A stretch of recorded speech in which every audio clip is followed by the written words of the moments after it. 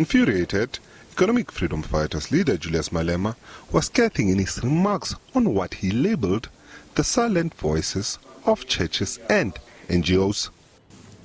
These hypocrites of the church are quiet now because their favorite is involved. There is also a deafening silence from all the captured NGOs who have been parading themselves as an anti-corruption and demanding accountability only from a faction they do not support in the ruling party. Now Ramaphosa is charged with kidnapping, money laundering and bribery, but there is a complete silence from the lights of Freedom Under Law, CASAC and OUTA. All of these institutions always turn a blind eye when their puppet Ramaphosa is involved in corruption.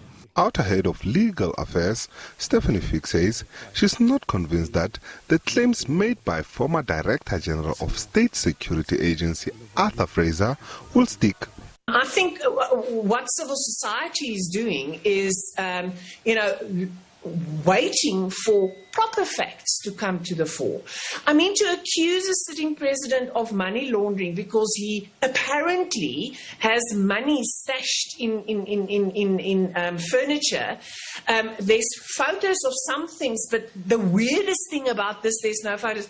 There's so much hearsay that it really is. It smacks in the face of, here's concrete evidence. Corruption Watch says these claims are concerning and called on the president to speak up. I think it's really for the president not to hide behind the notion of an investigation, but to bring us into his confidence. The president has enough credit with us, with civil society, with the country, with regard to his anti-corruption bona fides. We've seen absolute progress in certain aspects on the fight against corruption under the leadership of this president. The president needs to take the nation into his confidence and give us his version of the story. Why was so much cash being stored at his farm? Had those funds been declared to the relevant authorities, to the Reserve Bank and to the South African Revenue Service? General Secretary of the South African Council of Churches, Bishop Malusi Mpumlwana, has also reacted, asking South Africans to pray for the truth to be revealed in this matter. We've been disturbed quite a bit by the allegations that have been published relating to the theft of money from the president's farm in the alleged aftermath thereof.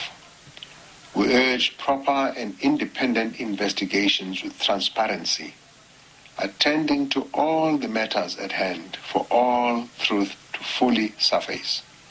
As Jesus Christ says, "You will know the truth and the truth will set you free."